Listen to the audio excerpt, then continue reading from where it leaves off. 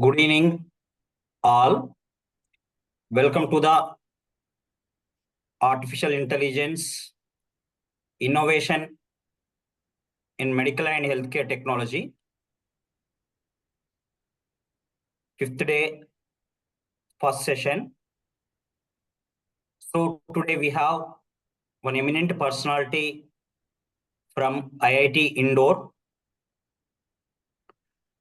Really, we are blessed to have that type of personality in front of us to give the session.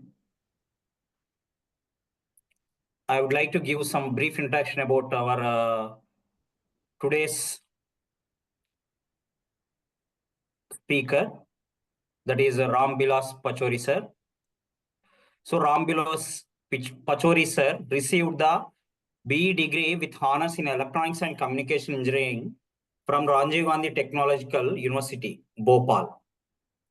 He did a MTech and PhD degrees in Electrical Engineering from IIT Kanpur.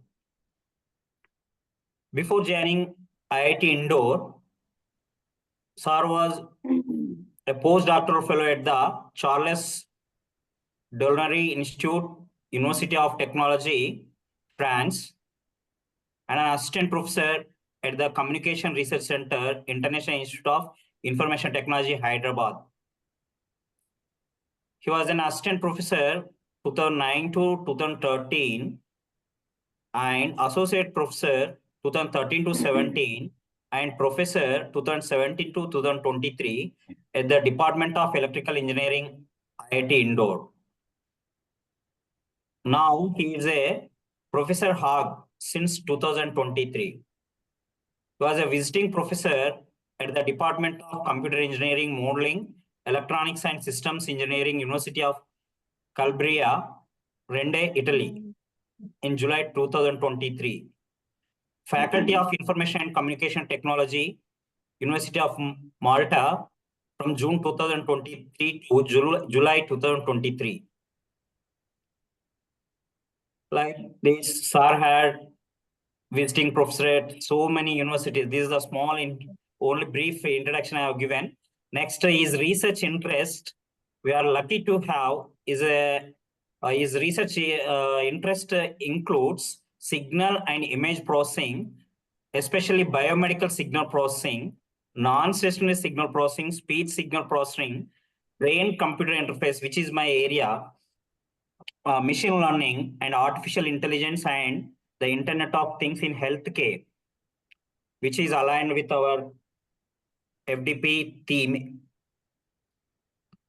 He was an associate editor of IEEE Transaction and Neural Systems and Rehabilitation Engineering.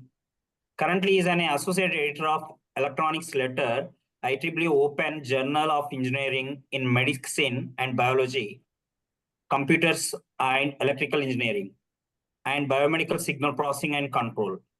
He is also serving as a handling editor of Signal Processing and an editor of IET Technological Review Journal. He is a fellow of Institute of Electrical and Electronics Engineering, IEEE, class of 2025. Like this SAR is having a lot of teaching as well as uh, research excellences. SAR authored so many textbooks in that. One is time frequency analysis techniques and their applications, published by CRC Press in 2023. He supervised 22 PhD theses and is currently supervising 11 PhD theses.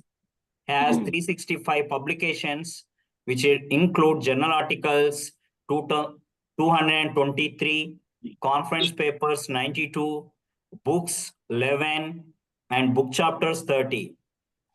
Is also 8 patents, including 2 granted, Australian patent and Indian patent, and 6 published, 6 Indian patents published.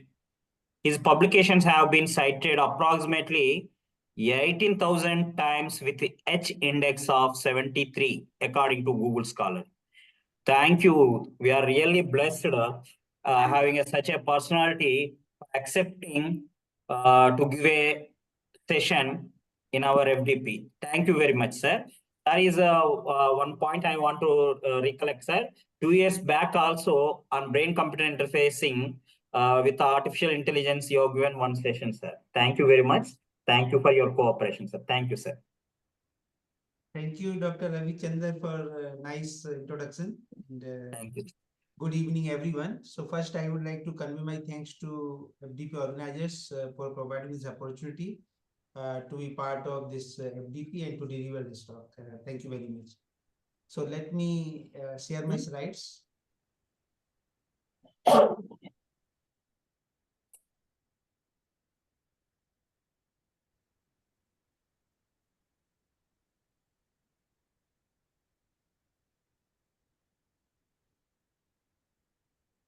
Dr. Ravichandra? Now it is around here. Now you can try, sir. Now you can try, sir. Yeah.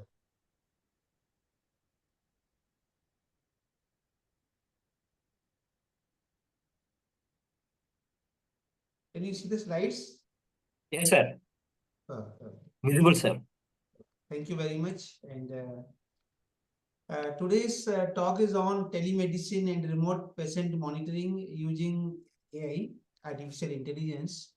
And actually, in this talk, we will see a use of signal processing and machine learning techniques for developing automated systems. And these systems, they can be used like as intelligent systems in the form of software. They can be installed in the mobile, laptop, computing systems or smartphones. And then actually in rural areas, sometimes actually remote areas, we don't have doctors, and sometimes we have very less number of doctors. So there is a need of actually such kind of assisting devices. So these actually devices, when you with these algorithms, can detect disease at initial level, and actually then they can go to urban areas for timely treatment. That is one application. Second one is in this aspect of this talk is patient monitoring using artificial intelligence. So actually we have developed some kind of features. They are very simple features. They can be understood by the patients by actually by common people, and they can be transmitted via this telemedicine framework to the urban areas where we have good hospitals, good facilities, good doctors, and then we can take actually nice consultant or nice feedback for that proper diagnosis treatment. So with this background, and in this talk, our focus will be for brain signal related actually problems, and we will see telemedicine framework and how to implement this using 5G, 6G technology in this talk. So focus will be on EEG, and there's same kind of actually framework can be used for the ECG, electrocardiogram, other biomedical signals. So with this background, let us start this talk. So this is the overview of this talk. First, we will see introduction, and then empirical mode decomposition based features for analysis of normal seizure EEG signals, classification of seizure and non-seizure EEG signal, detection of epileptic seizures, and we will also see the actually background for this EMD, why EMD is required, what is the motivation for EMD, what are the features of EMD, then time frequency image based features for classification of sleep stages, and the multivariate decomposition based features for human emotion classification. Then we will see this telemedicine overview and how this 5G technology can be used to implement this telemedicine. And in the end, conclusion will be provided. So actually in this talk, this is like interdisciplinary. It requires knowledge of signal processing, knowledge of machine learning, knowledge of communication, or knowledge of this biomedical domain. So I think that is our opening. So let us have some what is this EEG? What is the need of EEG? For why we use EEG? So this human brain is actually very complicated system, and it's highly nonlinear. So even if you record signals many times, EEG signals for the same emotions, actually they are not same. They have high variability, they are complicated, they are non-linear. And this electroencephalogram EEG, which actually measures the electrical activity generated by the neurons in the brain. It is very common actually method, and it is like a signature if you have any problem in the brain and or you have brain disorder, neurological disorder, if you go to hospital, neurologist actually they record your EEG signal. And this EEG signal is a very useful technique for investigating different physiological and pathological states of the human brain. So quantitative analysis of EEG signal is a challenging task because the EEG signals, they have very complicated and irregular nature. So they are like chaotic nature, and it has been shown even if we limit size of the EEG signal, very less amount of the data also you consider. In that case also, EEG signal has been found to be non-stationary. So that is actually, due to that, it is a very challenging task to do quantitative analysis. And what generally people do, like when you go to hospital, doctors, neurologists, they record your EEG signal and they print off it on the paper. And then they perform visual scanning of that printed EEG. So such kind of method is very time consuming. And because sometimes you need to record EEG signal for long interval of time. And it may be inaccurate also because when you take large scale of the data, then actually the variations may not be clearly visible. And it is very complicated, it's subject to judgment and suffers from human error. So like two persons, two different like neurologists can have different opinion on a given EEG signal. So that is like sometimes you might have seen in the hospital, like people talk now, let us have opinion from the other doctor. So due to that reason, whatever actually whatever this diagnosis is like interpretation of the EEG is done by the 10 professional people. And there is a lot of interest in the literature due to all these visual scanning based methods. And there is there is a lot of research needed and is going on to extract analysis, analysis based signal analysis based features and perform classification using these machine learning based methods. And these features are actually is very important part and where signal processing plays an important role. These features actually can be used as diagnostic features, and sometimes feature itself can be used as can detect the disease that we will see in this talk, and there is no need of machine learning. Sometimes there is need of signal processing machine learning involved. So epilepsy, we also call epileptic seizures, and in this actually these three methods we have proposed: analysis, classification, detection of epileptic seizures. And so these three methods, they are based on the empirical mode decomposition. And these epileptic seizures, or we call epilepsy, they are the outcome of the transient and unexpected electrical disturbance of the brain. So like in the human brain, this all neurons, they synchronize together, they generate very high electrical activity. And due to that, actually this brain becomes disturbed because electricity is very high. So that is actually, and brain is the master of the body. Once brain is disturbed, then all parts of the actually body is the entire body is disturbed. So it affects around 2% population of the world, and we have proposed area parameter for analysis of normal and epileptic seizure EEG signals, bandwidth parameters for classification of seizure and non-seizure EEG signals, and instantaneous area for the automated detection of the epileptic seizures. So this actually, when you see signal analysis, signal processing, then Fourier transform, the first actually formal method that is commonly used for signal analysis, where we use sinusoidal functions as a basis functions to represent the signal. These sinusoidal functions they are periodic in nature and they exist from minus infinite to plus infinite. Due to that, actually, infinite spread and resolution concentration focus is proportional to 1 upon spread. So due to that, these sinusoidal functions, which we use as a basis functions in the Fourier transform, they have zero resolution in time domain. And due to that, actually, these functions are not able to represent non-stressing signal in effective manner because non-stressing signals, the parameters change with time. And in sinusoidal functions, in which we use in Fourier transform, they are actually constant with respect to time. So there is no structural similarity between the basis function and signal that we want to analyze. So due to that, actually, this Fourier transform is not suitable for non-stressing signals like EEG signals. Then this windowed Fourier transform was proposed. And what we do, these signals, we divide into segments, different segments, and each segment, we assume that is stationary. And then we apply Fourier transform, and arrangement of this Fourier transform gives us short time Fourier transform. And the signal actually can have low frequency and high frequency components. And this actually in HTFT short time Fourier transform, once you have selected the window which is common, which is used for both kind of components like low frequency, high frequency, we are running the same frequency, same window function.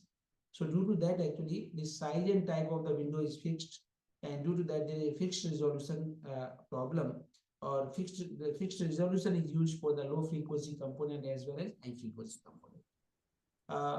Like low frequency components, actually, they require wide analysis window, and high frequency component, they require narrow analysis window. So that actually flexibility is not there in the HTFT, and there is no thumb rule which will suggest us what should be the size of the window, type of the window. Due to that, this wavelet actually was used in the signal processing, where scale parameter actually has been used. So scale, at low scale, you have good time resolution, that is good for high frequency components. At large scale, you have actually poor time resolution, is good for the low frequency components.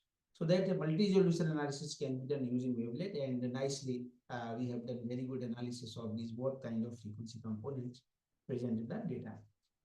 This wavelet transform, luckily, also can be implemented with the help of interval. Different levels gives you approximation detail. Again, approximation you can decompose in the form of approximation detail like that.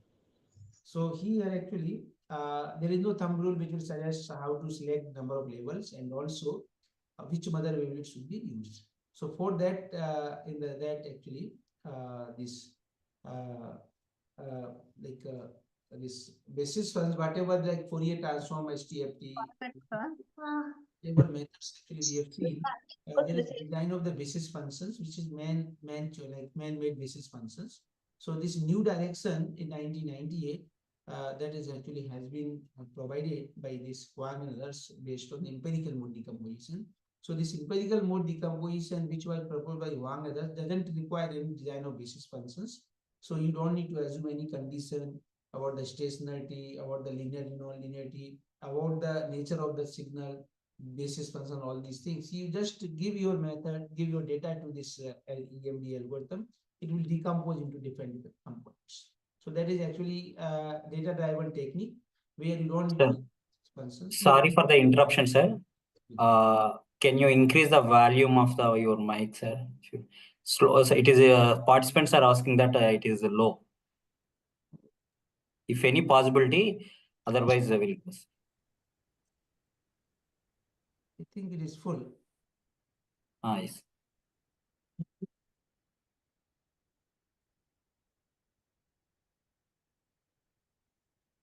So, am I audible?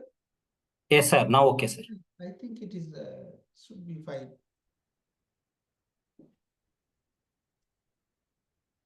So here actually in this EMD case, empirical mode decomposition, you just give the signals and actually automatically it will accept the basis functions. So it's different than the Fourier transform, wavelet, and HTFT.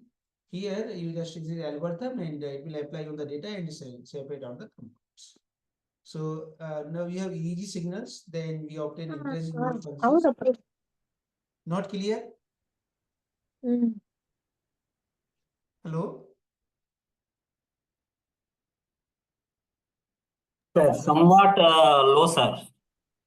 Oh, no, it is actually perfect from my side. And Okay, okay, sir. Little bit low, but okay, sir. You can manage. No problem, sir. Yeah.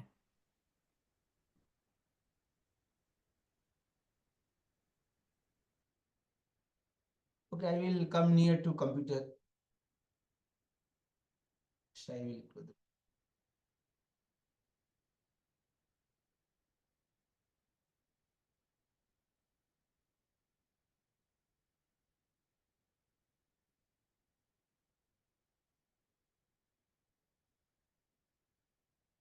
I will come to near to computer. Now it is Am I fine, sir. audible? Yes, sir. Yes, sir. Now fine, sir. Okay, okay. This is fine. So in EG signal, then actually we decompose in terms of interaction mode functions using EMD method. Then we obtain analytic signal representation of these IMFs. Then actually this area feature based on the modified central measure is proposed. And that actually based on the Kruskal statistical test, we discriminate this normal and CREG signal based on this area parameter. This is the first methodology. Second methodology, this amplitude modulation and frequency modulation bandwidths, they are actually computed from this analytic IMFs, and they are given as a input to a least square support vector machine classifier, and then actually it classifies automatically seizure and non-seizure signals. And the third methodology, we compute instantaneous area feature, and together with decision rule, they are applied actually, and then actually that it can provide epileptic seizure detection in real time. So these three methods actually will be explained one by one. So for the study purpose, we have taken EG dataset which is publicly available by University of Bonn, Germany. This dataset includes 5 subsets: Z, O, N, F, and S. And the subset Z includes EEG signals corresponding to eyes open from healthy subjects, and subset O includes the EEG signal recorded from the eyes closed condition and from the healthy subjects. Subsets N and F, they are recorded from the seizure-free subjects, and subset S includes EEG signal recorded from the seizures subjects. So each subset actually includes 100 single channel EEG signals, and duration of each EEG signal is 23.6 seconds. And the sampling rate of EEG signals in this data set is 173.61 Hertz. And these signals actually recorded with the 128 channel amplifier system using common reference. So this EMD method already we have seen is suitable for nonlinear non-stationary signal analysis. And this adaptive method does not require actually a stationarity, non-linearity, all these things, any assumptions on the data that you are analyzing. And data dependent method, and does not require any design of the basis functions like sinusoidal function, short time in Fourier transform, and wavelet in wavelet transform. So EMD method can decompose a signal into set of narrowband intrinsic mode function IMFs, and these IMFs can be modeled using amplitude and frequency modulated signal model. So this each IMF satisfied two basic conditions. The first condition, the number of extrema and the number of zero crossings must be the same or differ at most by 1. So this condition actually ensures that whatever IMF you are obtaining from the data, it is actually like sine cosine function. And second condition says that the mean value of the envelopes defined by the local maxima and local minimum is 0. So this condition ensures that whatever IMF actually you obtain, it is symmetric in nature. So here this basis functions and like residuals. So it's based on the algorithm. So what we do, we actually we take the data, and then we determine maximum minima, then interpolate maximum minima, then take average and subtract from the signal that we got residual.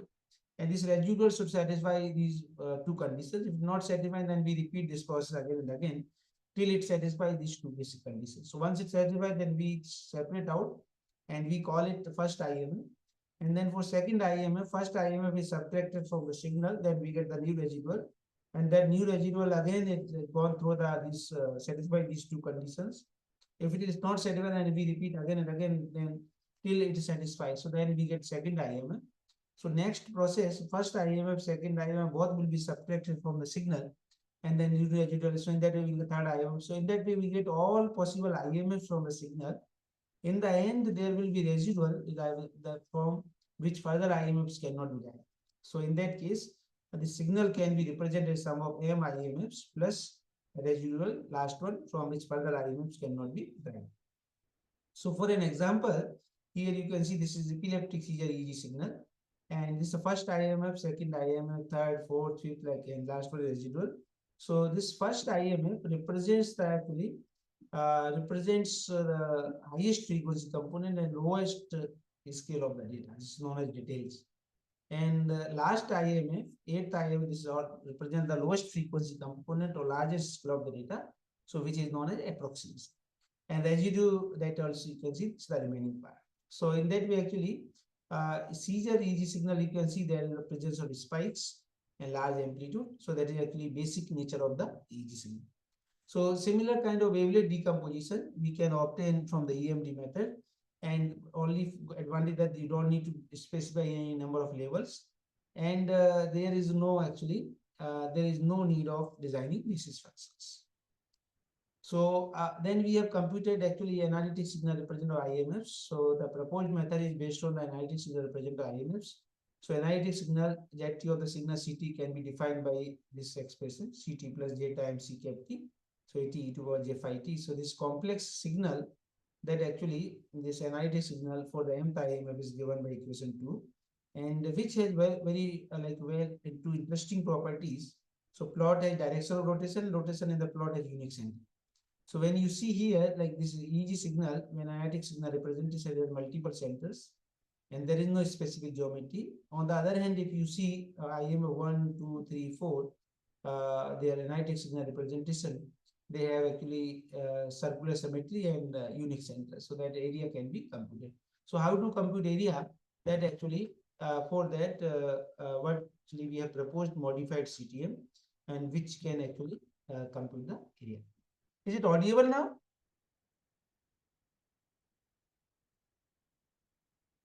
Yes, sir. Okay, fine. So how this modified CTM works? So if you have n the total number of points and r is the radius of the central area, then modified CTM is going to equation 3. And this, so for if any point for this if this radius actually for the select radius, this magnitude is less than r, then we assign it 1, otherwise 0, so that CTM actually counts the number of ones out of the in this analytic signal. So 95% CTM has been used to compute the area of analytic IMFs, and area is computed using simple formula equals to pi r square. So now from this area, we have actually what we have done, we have divided these IMFs into different segments, and then each segment we computed this area, then we interpolated, we call it instantaneous area. So instantaneous area is measured from the trace of the windowed analytic IMFs, and instantaneous area at any point of time is computed by using a moving window method. So the selected size of each moving window is 3,840 samples, and this window size is uniform for all EEG signals. And the instantaneous area of mth IMF is defined by the equation 4. Then actually, another method, we have computed amplitude modulation and frequency modulation bandwidths of analytic IMFs. So this bandwidth of the signal, generally when we talk about the bandwidth, we always interpret in the frequency domain with the Fourier transform. So like any signal which has spread in the frequency domain, that gives the indication of the bandwidth. But for non-stacy signals, bandwidth is defined by the equation 5, which may actually depends on the amplitude and frequency modulation. So your signal depends, if your signal has amplitude modulation, frequency modulation, then actually bandwidth can be controlled by these two modulations. So equation 5 frequency bandwidth due to amplitude modulation can be given by the first expression, and bandwidth due to FM is given by the another expression. So these actually total bandwidth depends on these two bandwidths. But now how to compute this bandwidth of AMF signal? Because in real life, if you want to compute this bandwidth, then you should have a mono-component AM/FM signal. But this is not possible. So that actually most of the real life signals are multi-component AM/FM signal. So this empirical mode decomposition gives you the actually platform where you can represent this multi-component AM/FM signal in terms of mono-component AM/FM signals. And I see these two parameters, bandwidth parameters can be computed. So now we will see some results. So this analysis of normal and seizure EEG signals. So subset Z actually forms the normal class, and the subset S forms the seizure class. And this method can detect patients with epilepsy using EEG signals from normal people.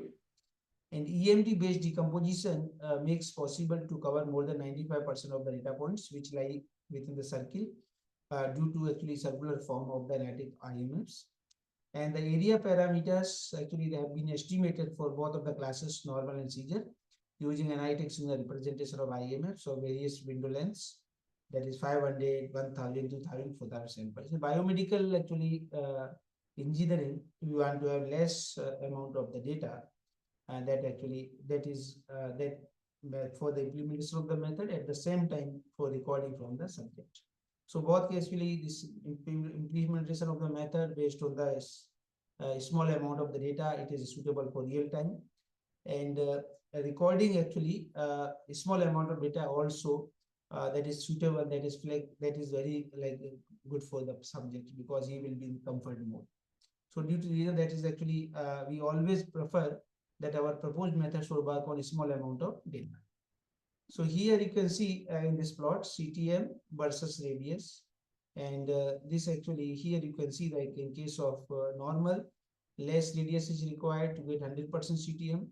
On the other hand, case of seizure, you require more actually radius in order to cover 100% CTM.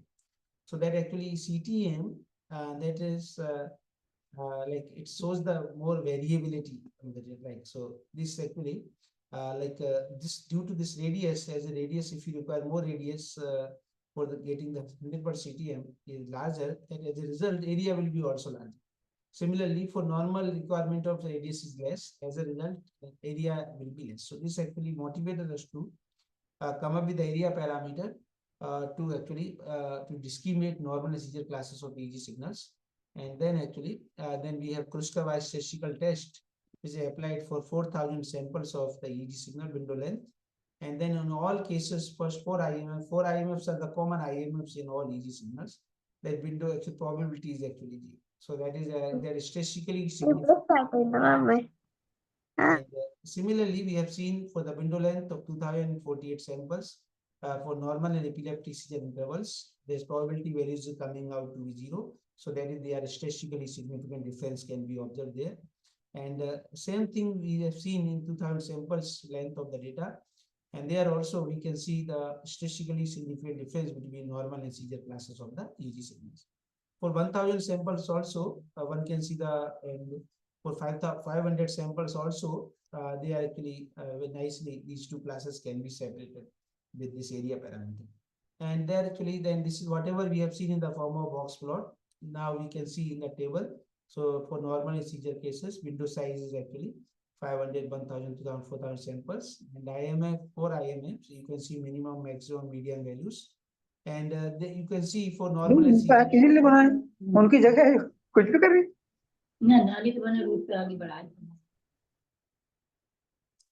in both cases, actually, you can see that there is a difference. They cover different range. For seizure case, area parameter larger compared to the normal. So, and then actually we have compared with the other existing methods in the literature, which actually which have been studied on the same database. So Nigam and others 2004, they use nonlinear pre-processing filters and machine learning. They got 97.2% classification accuracy.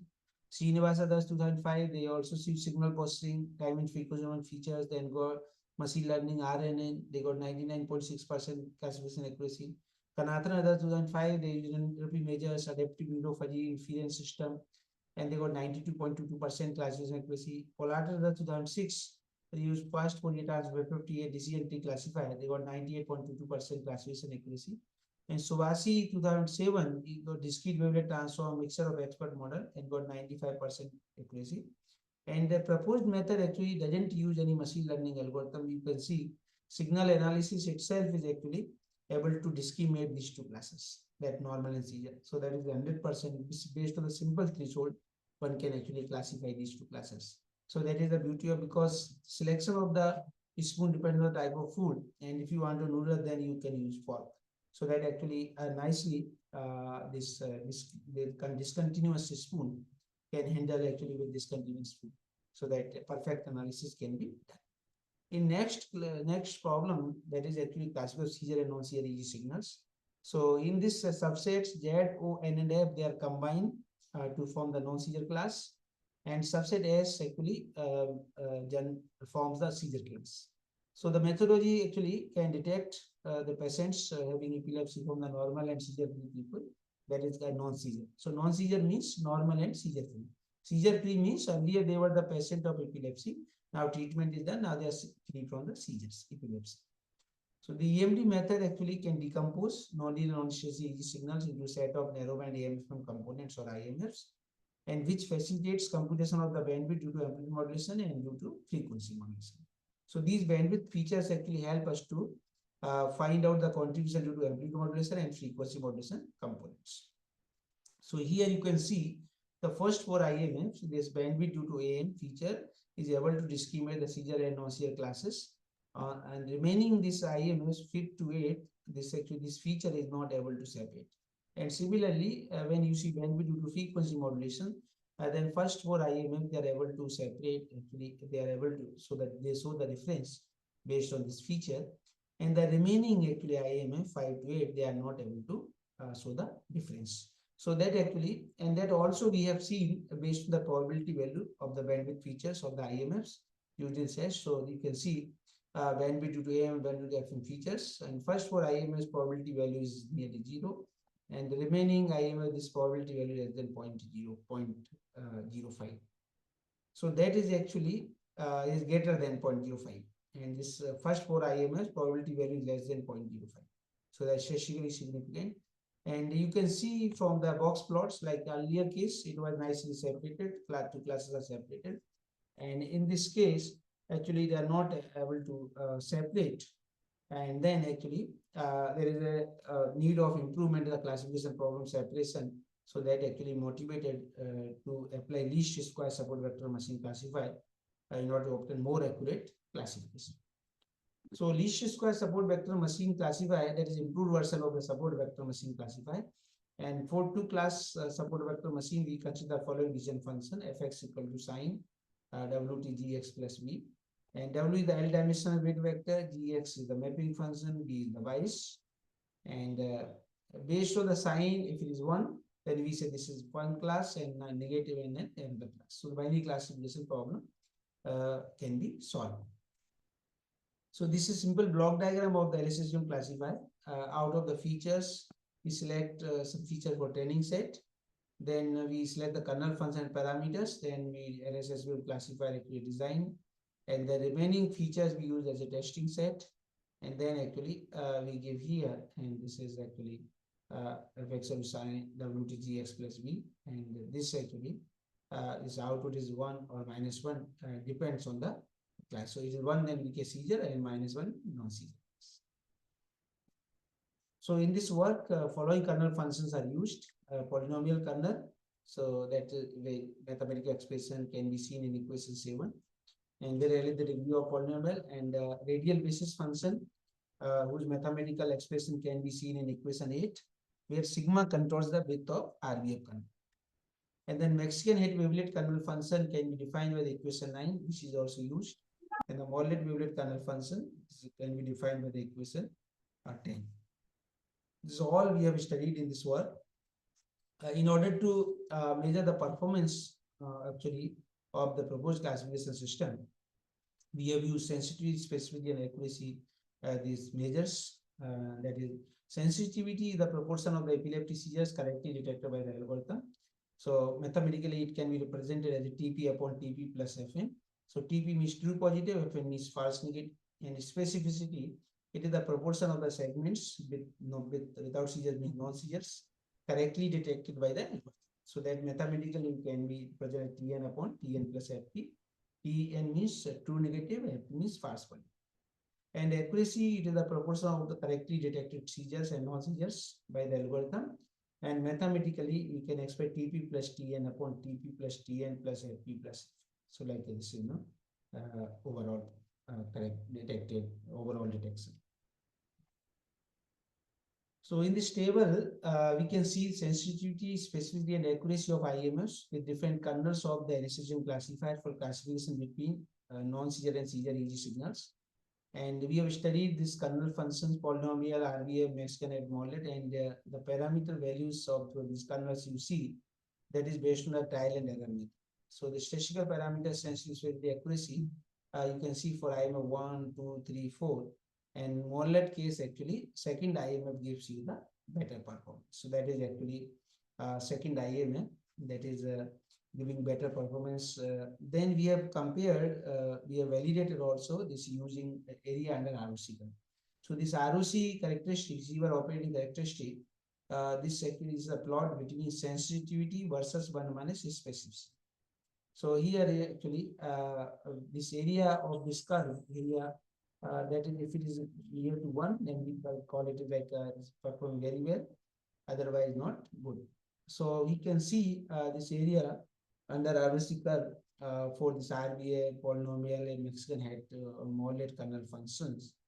In all cases, actually, you can see this Morlet case area under RBC curve is coming out to be 1.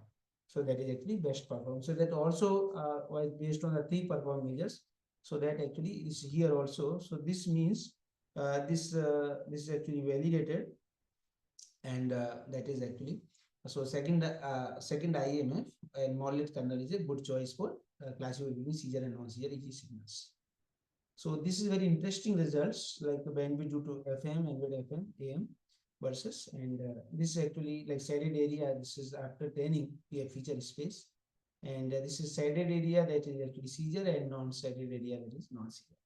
So from the EEG signal, actually we decompose it and we get the using MD method second IMF, and then actually we compute this bandwidth features, and then we map here in this feature space. If it is coming out shaded region, then we call actually it is actually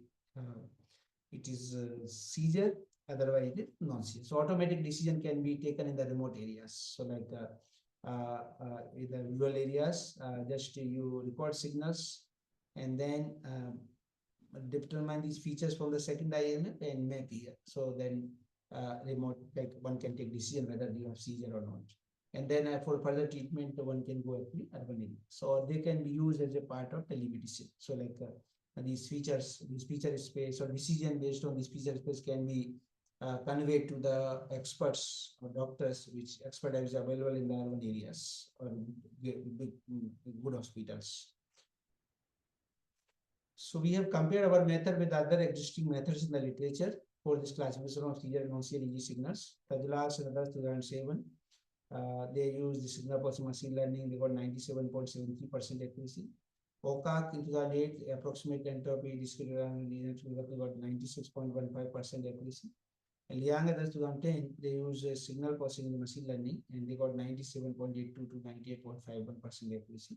Ling and others 2011, they used multi-spectral transform and approximate entropy signal processing machine learning. They got 98.27% accuracy. Proposed method is empirical mode decomposition when it features least square support vector machine. We got 99.5 to 100% classification accuracy. So this is actually giving better than the other existing methods in the literature. After that, this is status area that actually we have applied for epileptic seizure detection algorithm.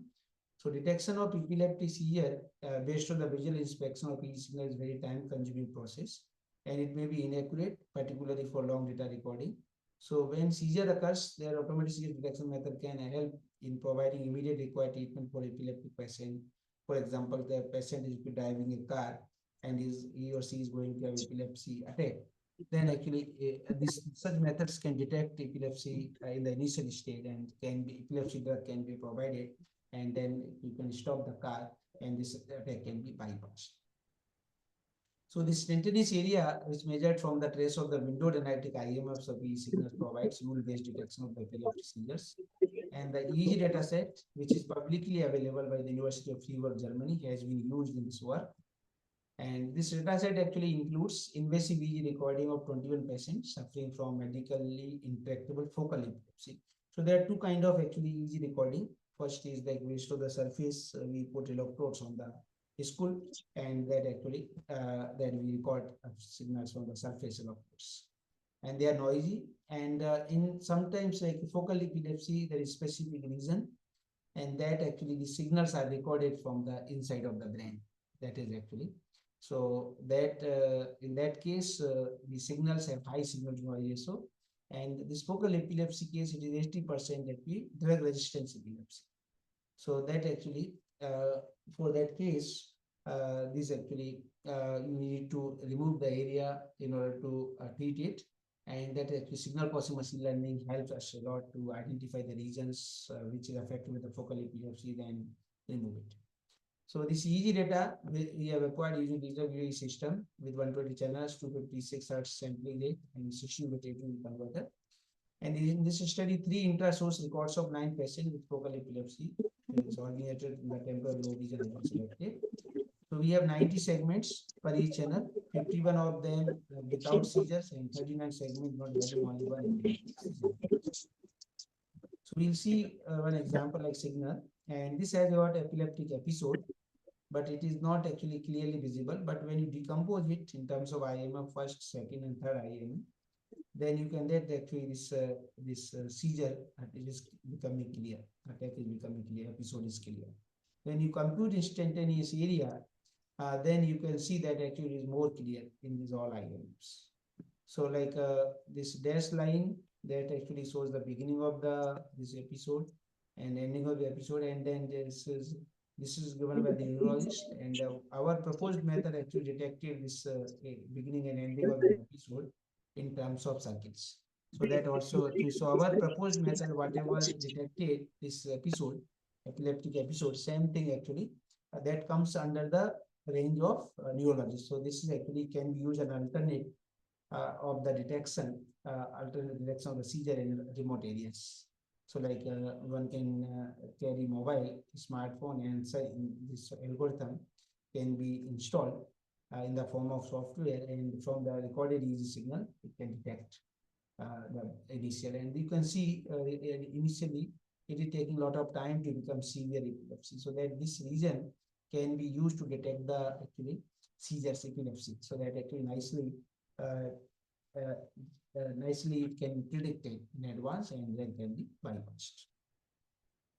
So these are the decision rules that we have proposed for this epilepsy detection.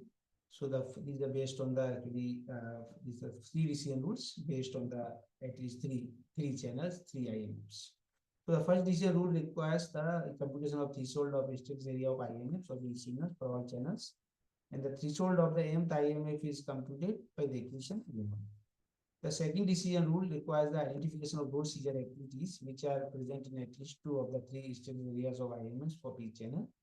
Then third rule requires actually making an interchannel decision by identifying those seizure activities which are actually available in at least 2 of the 3 channels. So where presence of seizure activity in each channel is decided by the rule 2.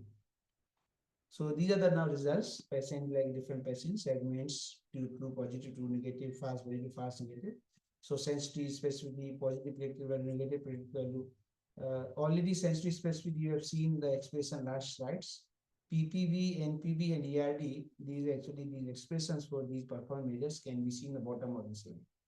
And PPV, NPV, and SE and SP, they are expected to be high, and they are higher also, and ERD is expected less and it's coming less also. So that actually, then we have compared our method with other existing methods in the literature, which had been studied on the same database. So R square, that is 2009, the energy of IMFs of EEG signals. They got this sensitivity, specificity, positive predictive value, NPV, ERD, that you can see in this table. And Korea 2009 is energy of EEG signal. They got different performance that can be seen in the slide. And the proposed method in 2013 is based on extended area measure of the IMFs of EEG signals actually that got sensitivity, specificity, PPV, and PBRD can be seen here.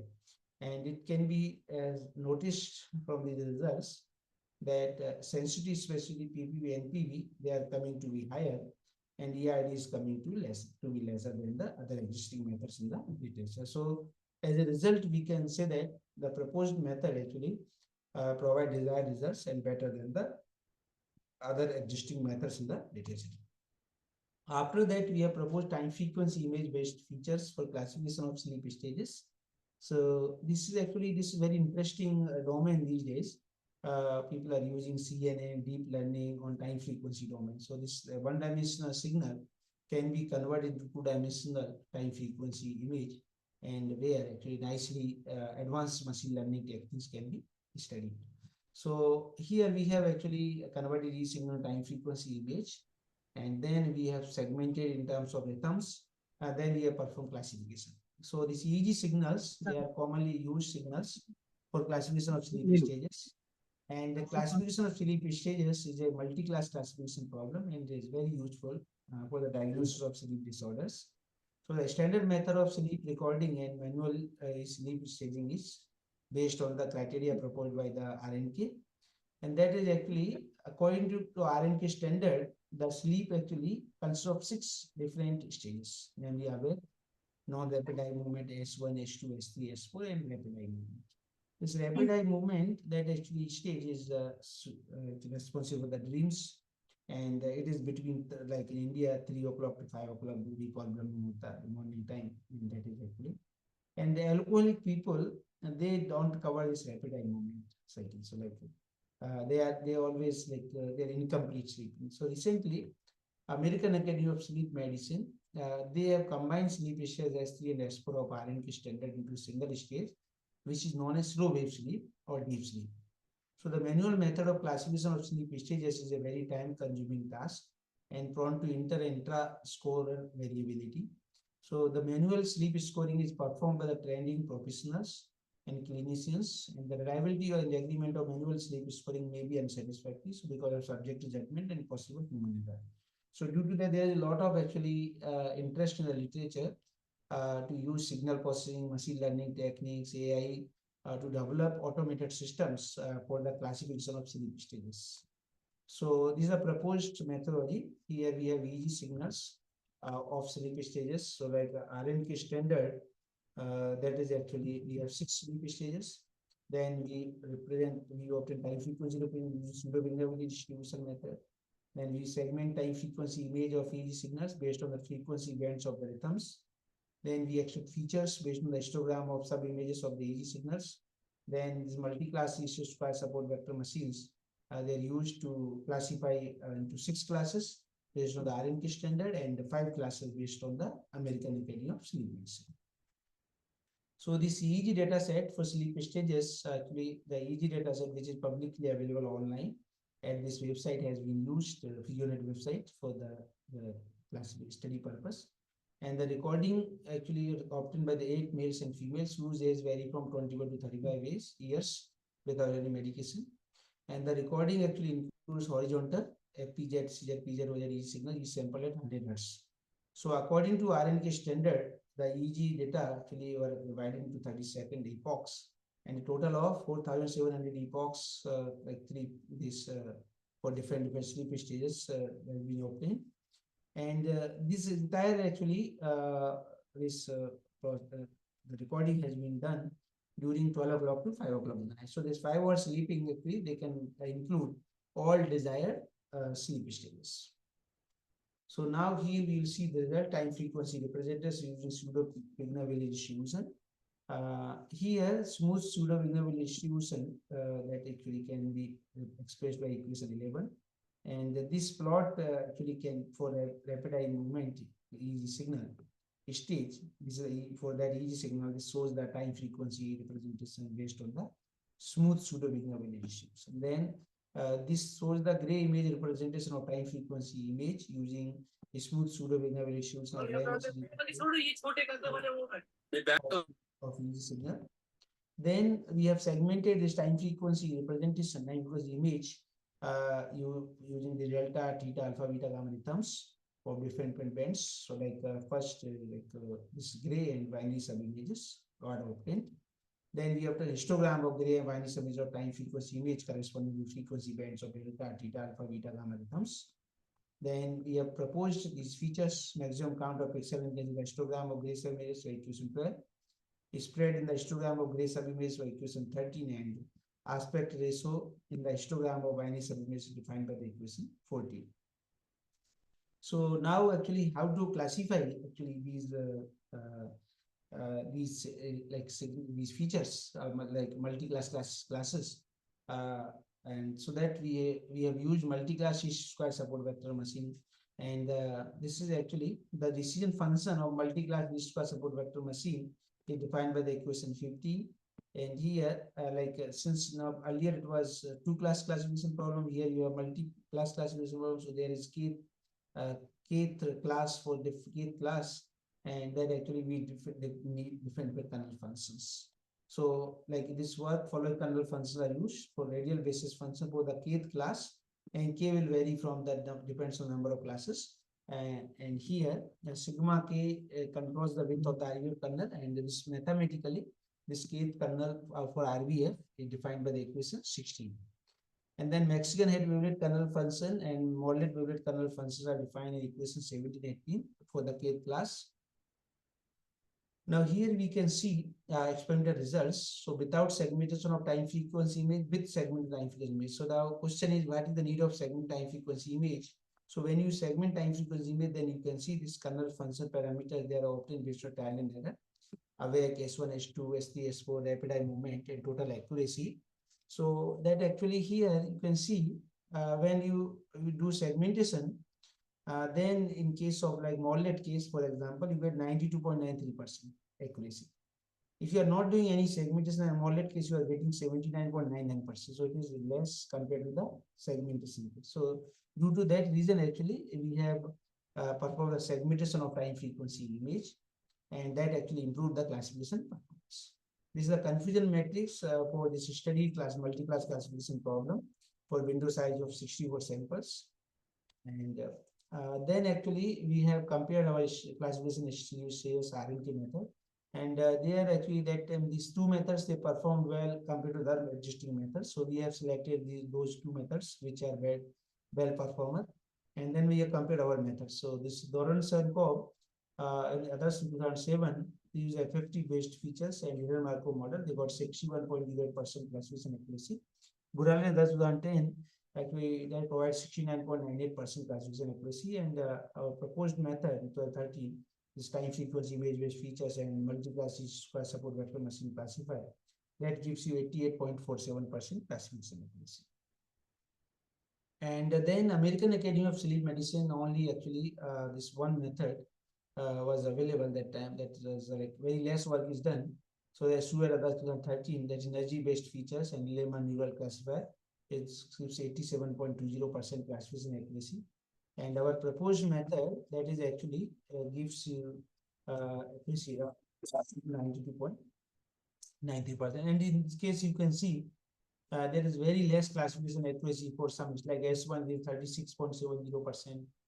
In our method also like 75.48%. So there's a lot of actually scope to improve these. Actually, each stage detection is very, very important for the sleep disorder diagnosis. After that, this multivariate transform based features have been actually studied for human emotion classification. So the EEG signals actually contain very useful information related to different emotional states, which help us to understand the physiology and psychology of the human brain. And the emotions actually measured by EEG signals are more advantageous because difficult to influence electrical activity intentionally. So the emotion classification using EEG signals can help us to develop and improve the brain-computer interface system. So this BCI actually system can be used for assisting the physically disabled and impaired people to interact the real world. Like speech can be modified, speech can be manipulated, face can be manipulated, face can be modified. So we believe that actually this emotions which we measure using brain waves, EEG signals, they are difficult to modify because it is difficult to modify the brain because they are coming from the brain, they are measured from the brain activities. So this is the proposed methodology. We have experimental setup, then pre-processing, multivariate transform, then you decompose subbands, then equivalent distance-based features from the phase spaces. Then actually these features are given as input to multi-class. Morning, morning,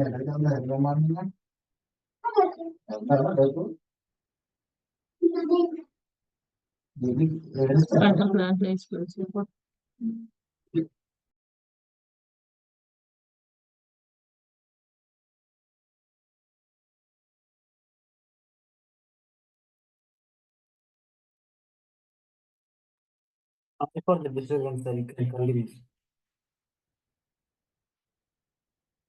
Dear participants, mute your mics. Please don't disturb. Able to see the slides? Yes, sir. Yes, sir.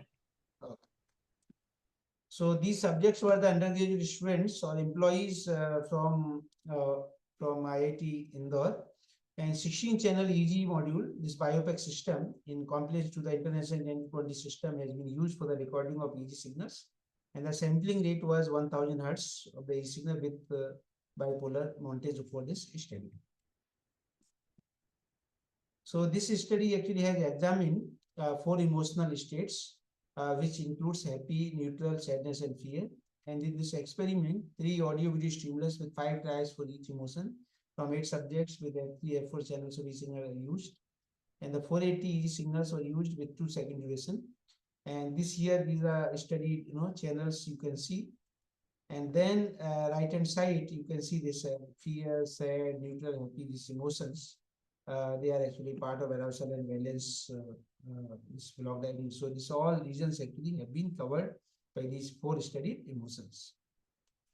This is actually methodology, and so like we are showing the video to the subjects, and subject is actually watching video. Then emotions are introduced actually, then they're recorded in the form of EG data. Then we processing.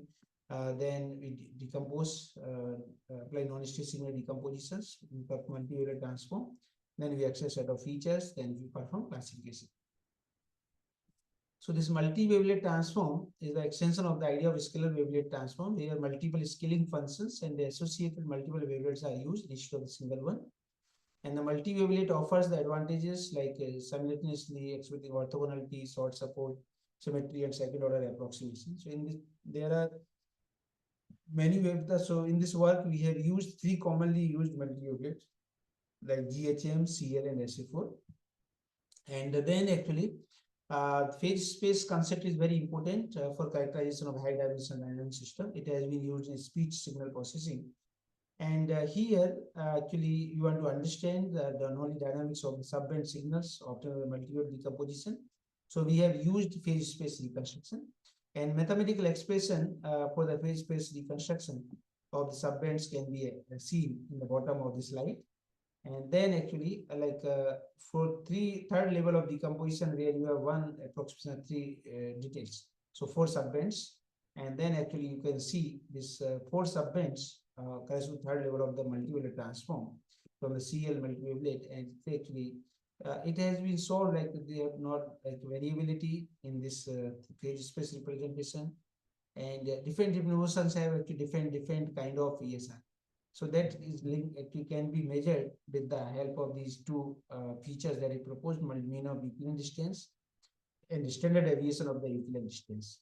And based on that, actually, so these are now yields the results. In the proposed method, GHM, CL, S4 multivaluates have been used for obtaining the third level decomposed subsignals of the EG signals. And the PCR, phase space reconstruction of subband signal, more useful for high dimensional representation, which help us to compute the Euclidean distance based features from decomposed subsignals obtained from multivariate decomposition of each signal. And the mean and standard deviation of the distance of QDPSR is summarized, and the complexity of decomposed subsignals, which is linked with the different emotional states of the brain. And these features have been used as an input to multi-class square support vector machine classifier with the RBF kernel, Mexican head, and modulated kernel functions. And here you can see this multivaluates GHM, SA4CL, and their kernel functions and parameters. And the parameters are actually used based on trial and error. And happy, neutral, sad, and fear emotions, total accuracy can be seen. So the CL multiwavelet that is actually giving better accuracy, 91.04%.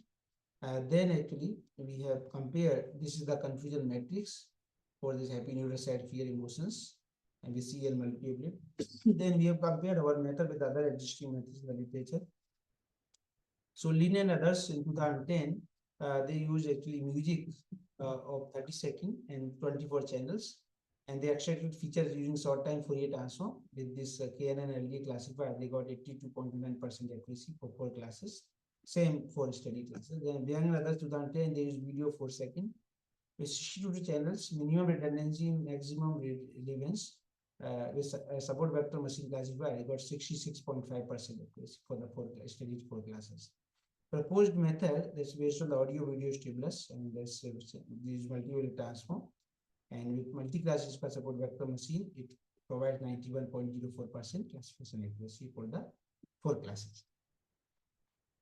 So now telemedicine, that is actually the main purpose of telemedicine, its use of information and communication technology, ICT, in order to provide specialized healthcare consultation to patients in remote locations like rural areas. And it also facilitates video conferencing between healthcare experts for better treatment and care. And it also provides an opportunities for continuing education of healthcare professional. So why we need telemedicine? Actually, a lot of research is needed in India in this direction. And like many countries they have implemented, but for India, actually, it is a new and inadequate infrastructure rural and district hospitals. A large number of indoor and outdoor patients require referral for specialized care, less number of health experts in district and remote hospitals, and less opportunities for training or continuing medical education for doctors in rural and remote areas. So this is actually model for telemedicine. And here you can see like you have nodal hospital and referral hospital. So nodal hospital, you have patients under treatment and the physician treating the patient, a remote telemedicine console having audio, visual, and data conferencing facilities at the nodal hospital. So this now communication system is you can communicate the audio, video, you can communicate this medical data, EEG, ECG, even video to the referral hospital. So in referral hospital, you have expert, specialized doctor, a central telemedicine server having audio, visual, and data conferencing facility. And this actually referral center, like this hospital, you have this digital camera, webcam, computer, and specialist doctor. This nodal center, you have doctor, patient, electronic microscope, webcam, digital camera, printer, electronic stethoscope, ECN, EEG machine, so like that. So this all actually data can be sent by the communication to the referral center, and then they can actually give you expert advice, and in that way this treatment is done. So 5G technology actually is expected to be very like helpful for this telemedicine application. So there is an increase of 3D like device data and data transfer rate. So you can associate more number of devices, more number of data, and data transfer rate also. So its features are ubiquitous connectivity, zero latency, high speed, gigabit connection, and it has a very applications like personal usage, mobile phones, smart TV, smart camera, tablets, virtualized homes, smart societies, smart grids, automation, healthcare systems, industries. So all everywhere now people are actually trying to use smart healthcare.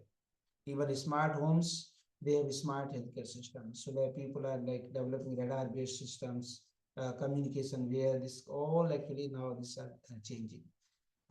Sensor-based houses where you can record signals, sensors, electrodes.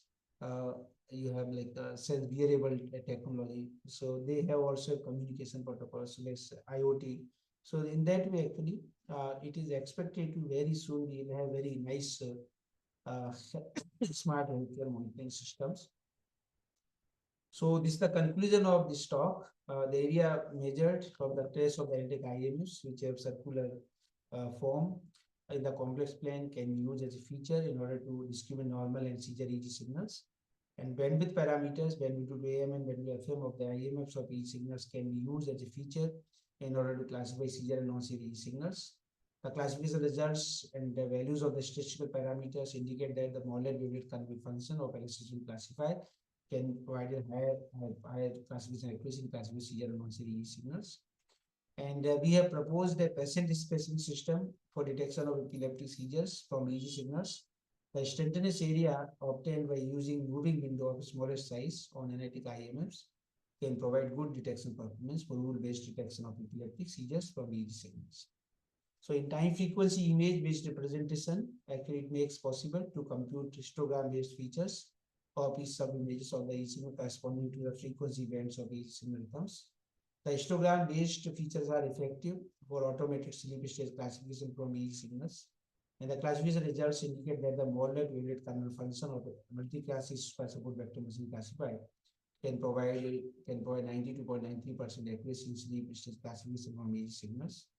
And the mean standard deviation of nuclear distances based on the 3D phase space reconstruction of subsignals can be useful to measure the emotional changes of the brain. The classification results indicate that the moderate wavelet kernel function of multi-class support vector machine classified with CL multi-wavelet can provide 91.04% accuracy for classification for of emotions from single channel EEG signals. Telemedicine in the 5G technology framework can be studied for the developed automated methods for classification of EEG signals.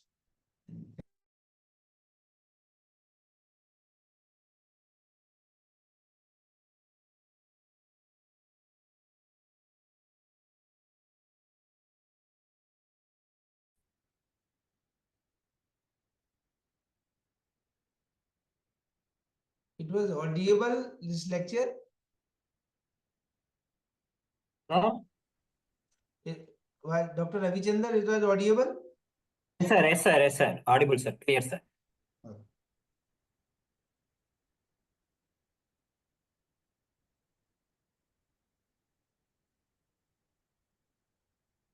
Audible, sir. Yeah, if any questions participant have, please feel free to ask. Yes, participants, any questions?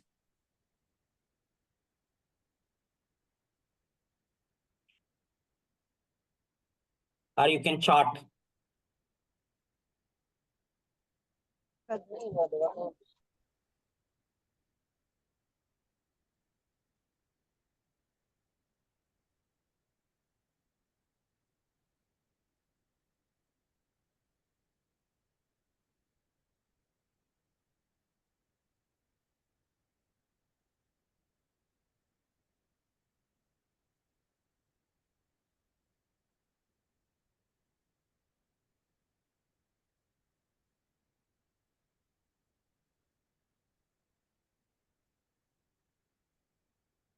Participants, any questions?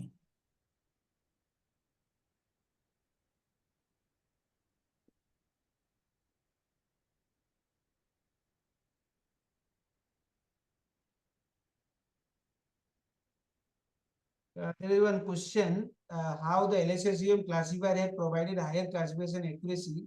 That is actually this LSSBM is a improved version of the SBM. Actually, main part is features here. Features are like bandwidth due to AM and bandwidth to FM. And we have seen this first for IMFs, these features are very discriminative. And they are giving very good performance, but in order to improve it, we have mapped these features into high dimension space using this LSSBM, where you have nicely separated these classes. So this LSSBM help us to project the features into high dimensional space, where discrimination and nicely hyperplane, no, the IC this boundary can be detected. So in order to have better performance, so better classification. So in that way, it is improving classification.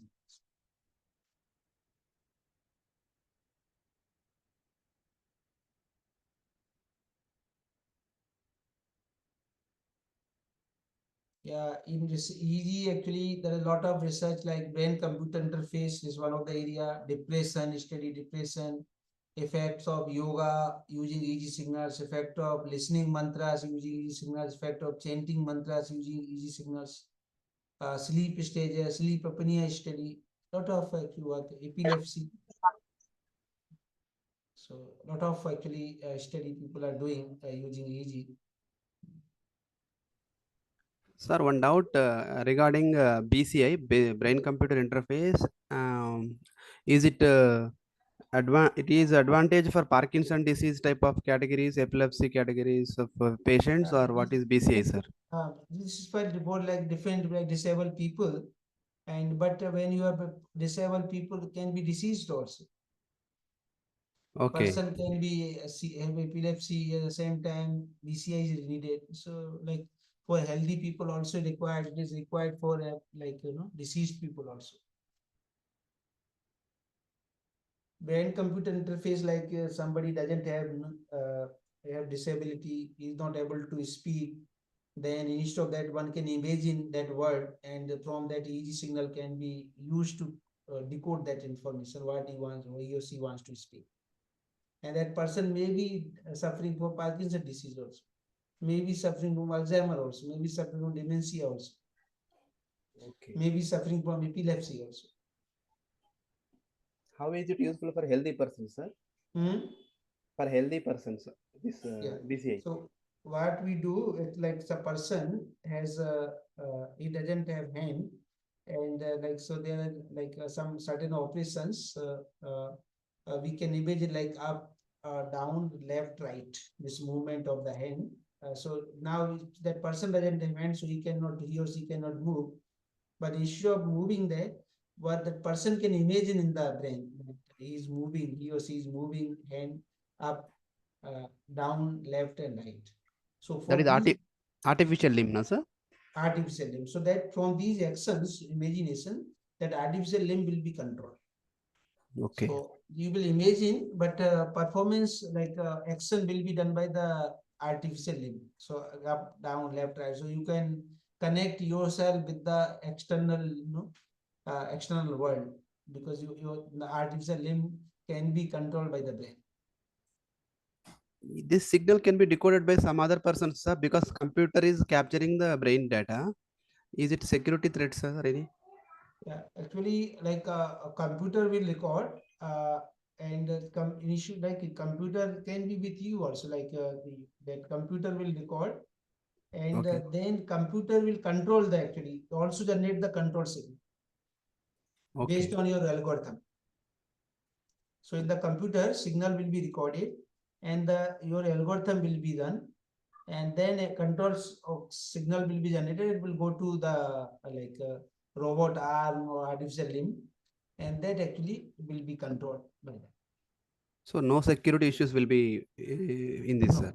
This BCI, there are two types of BCI. One is subject independent, other one is subject dependent. So for one person also we can have BCI, individual person. That is subject specific, subject dependent. You can have such BCI which is common for, like which framework can be used by anyone. That actually, so sometimes you have disease, this sometimes invasive BCI, you need signals recorded from inside of the brain. So then we go for independent, like dependent BCI. So that is for that subject itself. It will not be used by the other. Okay. So that is subject specific, subject dependent BCI. And there can be subject independent BCI also. Depends on the application.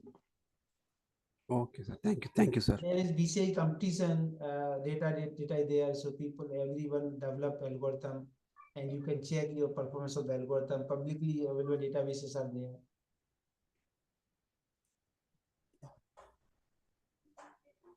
Sir, use case scenario in India, sir. This using BCI in reality, sir, till now.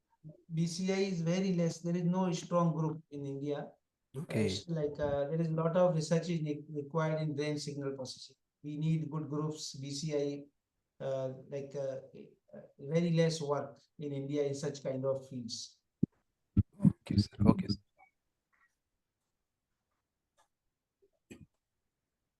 Participants, any questions?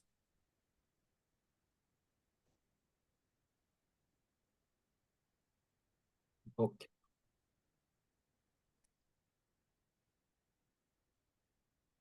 Thank you, sir. Really wonderful session, sir. You have enlightened our participants with your valuable knowledge. So participants really felt happy with your presentation, sir. Thank you very much, sir. Thank you. Have a wonderful day and nights. Thank you, sir. Thank you, Dr. Ravichander, for the opportunity. And I would like to convey my thanks to participants for attending this session. And thank you for their time. And thank you, everyone.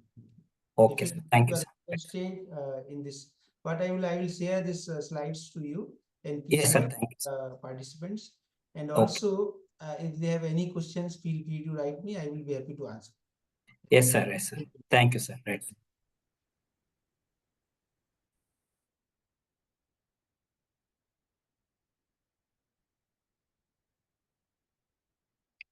Participants, be online. Next session we have within 5 minutes. We are going to start one more session. Please be online.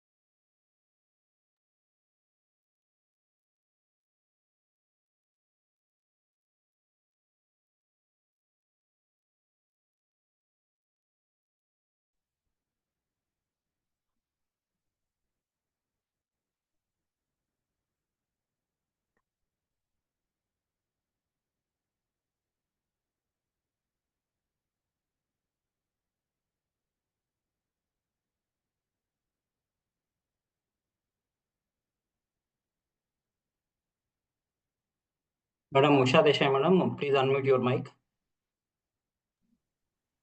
Hi. Thank you, Dr. Yeah. Ravichandran and Dr. Rakesh sir, for coordinators of FDP. Good evening, all. Welcome to the Yeah, FDP thank you. Innovations in Medical and Healthcare Technology. So today we have a session by Professor Usha Desai. I would like to give small introduction about Professor Usha Desai. So Professor Usha Desai is presently working as a professor and Dean R&D, SCA College of Engineering and Technology, Bangalore. She received her PhD in the area of biomedical signal processing from Reva University, Bangalore, MTech in digital signal processing from Visvesvaraya Technological University, Bangalore. Her research interests biomedical signal processing, machine learning, brain-computer interfacing, which are really aligned with our theme of the FDP. She received DST International Travel Grant to present her research paper at 39th IEEE EMBS International Annual Conference held at South Korea. She served as a session chair in repeated IEEE international conferences. Also, she had presented papers in many repeated conferences and authored many more than 25 research publications and articles. She is a senior member of IEEE. Recently, Madam conducted one international conference, that is ICIRD 2024, in collaboration with Shinwatra University, Thailand. So I heard that it's a grand success. She had good experience in biomedical signal processing. From this brief introduction, I will give session to Madam. Thank you. Thank you for the nice introduction, sir. We'll start the session.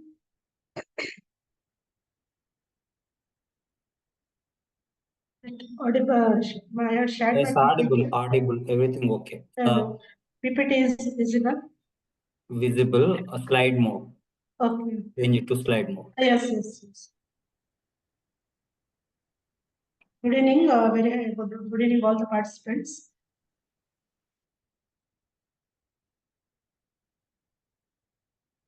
You can take one screenshot here first. Slide.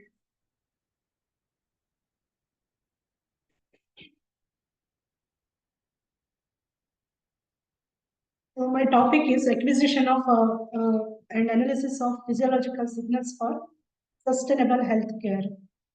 So this is one of the required thing for biomedical signals. So although we are processing the signals, and what is the sustainable healthcare? So we'll start with the basic introduction of physiological signals. So physiological signals, as you know, nothing but biomedical signal, that is alternative name. Can anyone tell what are other names for physiological signals?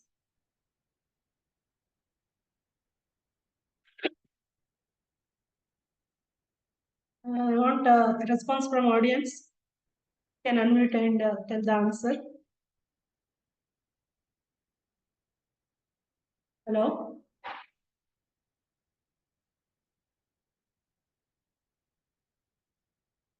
Yeah, what is the alternative name for physiological signal?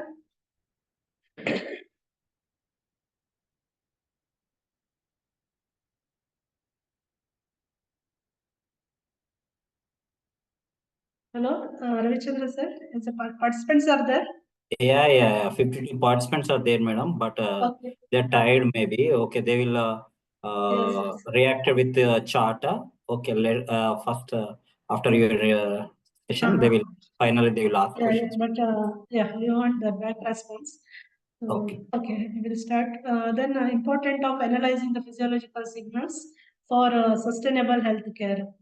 Also, I'm dealing with the how the SDGs, Sustainable Development Goals, which are connecting the physiological signal or biomedical signal processing for efficient device or long-term monitoring and cost effectiveness. So first question what I asked was, what is a physiological signal, right? So physiological signal which are not biomedical means which are taken from our body, which are measurable in electrical or mechanical or chemical activity, which gives the important information of the functioning of the body.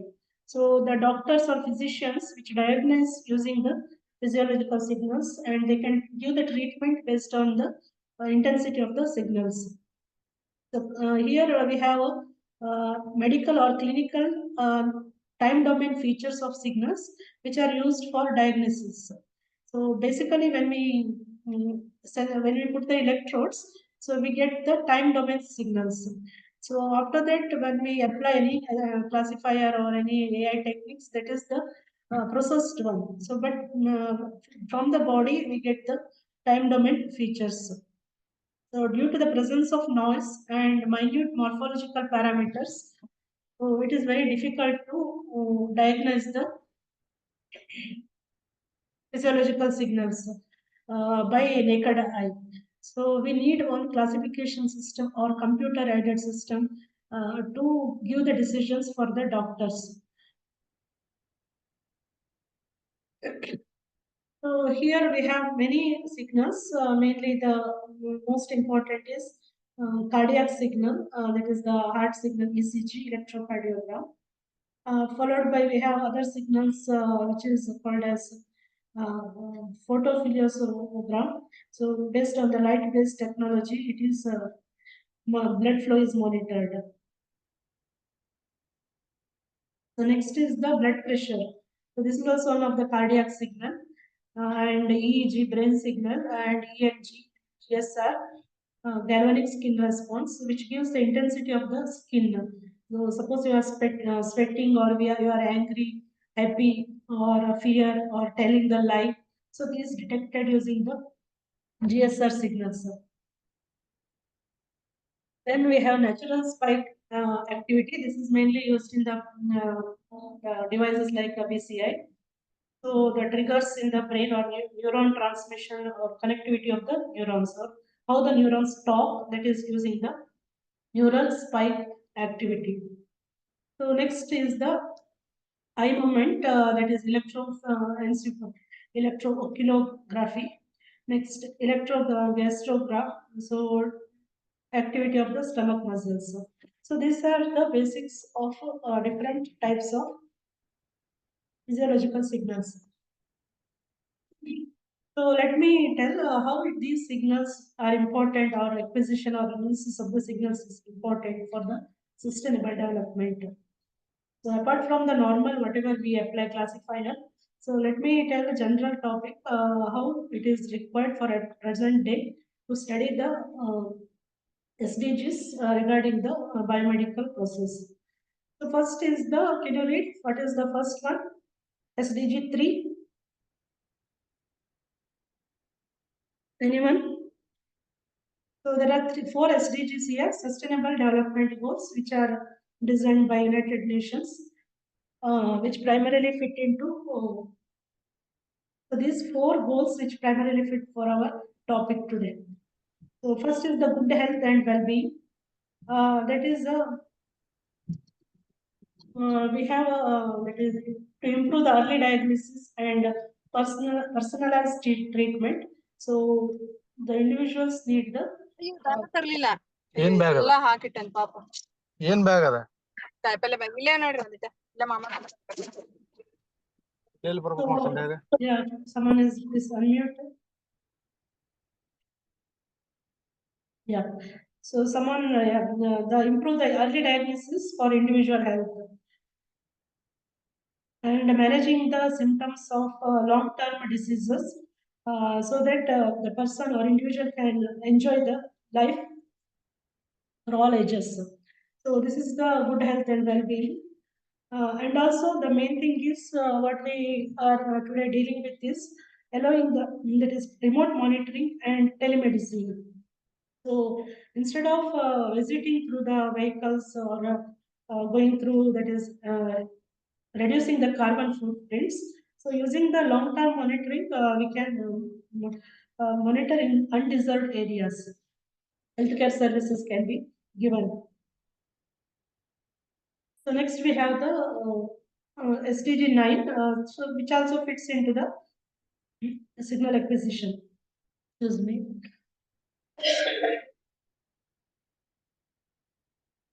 So that is the industry, innovation and infrastructure. So innovative technology like big data analytics, IoT and AI. So these topics which are very important today. So all the processing techniques or all the AI techniques which are required for the computerized detection. So that is deep learning, advanced AI, etc. So we can enhance the healthcare system by using the precision. So accuracy is very important, and advanced tools and devices can be used. So also in the infrastructure, we can have a collaboration with the industry, and we can do the research. So next is the goal number 12. So what is the goal number 12?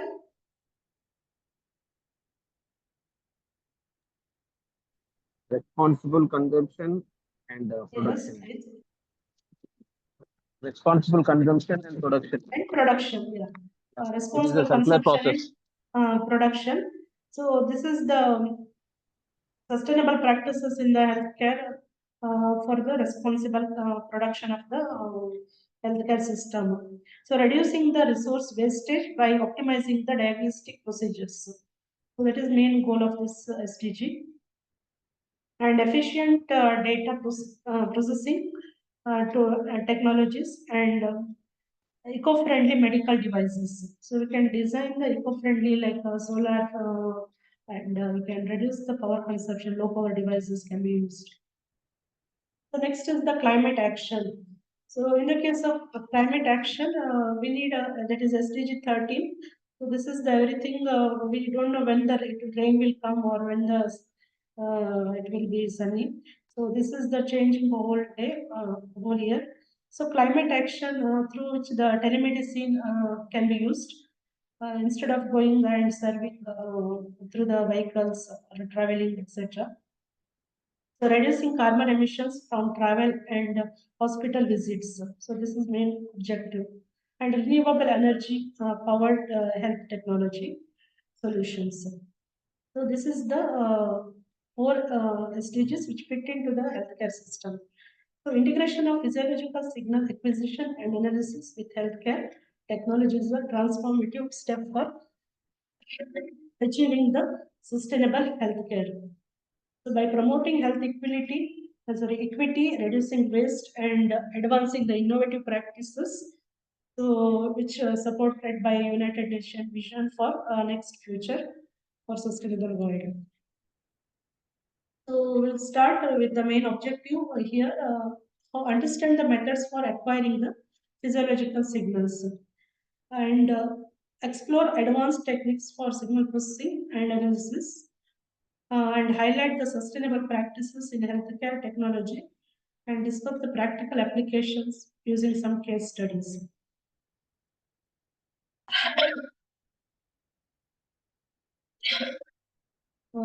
So here we have the devices for signal acquisition. Mainly today we have a bio that is a watch, smart watch. So everyone can monitor the blood pressure or stress level, etc. Number of steps taken. So which uses the biosensors. So wearable devices is the one thing we can acquire the biomedical signals. Next is the implantable medical devices. So like in the heart, the devices can be implanted. Also for the sugar patients or diabetic patients, etc. Next, non-invasive monitoring systems. So mainly for sustainable, we want non-invasive. It is the without giving a pain. So monitoring the condition of the patient. And main the challenges we face here is the noise. So due to the movement of electrodes, the noise is the main criteria. So and data reliable, the data should be reliable, and patient compliance. To check the compliance of the patient with some ethical guidance only we can acquire the data, like hospital permission or by taking the medical ethical committee rules, etc. So what purpose data we are collecting, that is the required thing. And if the medical agency or medical hospital authority gives the permission, then we can use that while doing the publications, etc.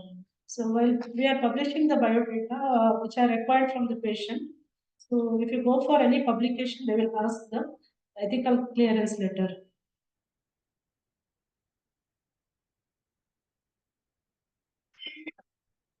So normally we have signal processing and analysis tools.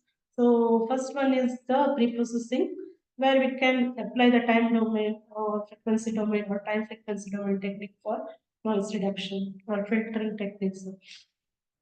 Next, we can extract the features based on the type of the features we want. Suppose ECG signal we want means, so we can take PQRS or we want ST domain. So depending on the study, we can acquire the signal. So similarly, EEG signal, what are the features? Anyone tell?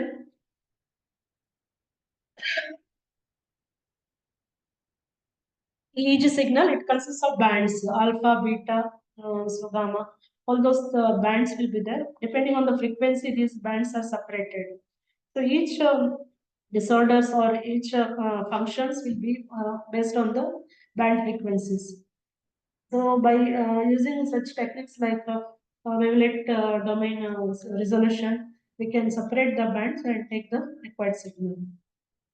The next is tools and technologies, like we can earlier MATLAB was used. So now using Python libraries or other techniques, so we can implement the coding.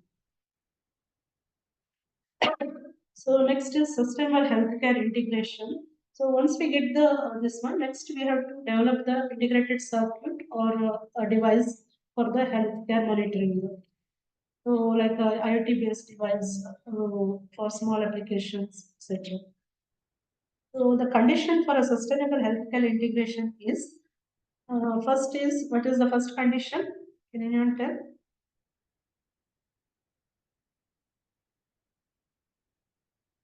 This is the first condition.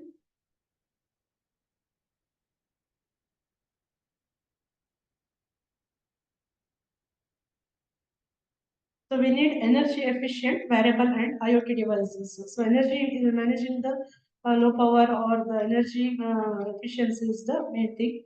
So followed by the remote monitoring and telemedicine. This is one of the hot topic today.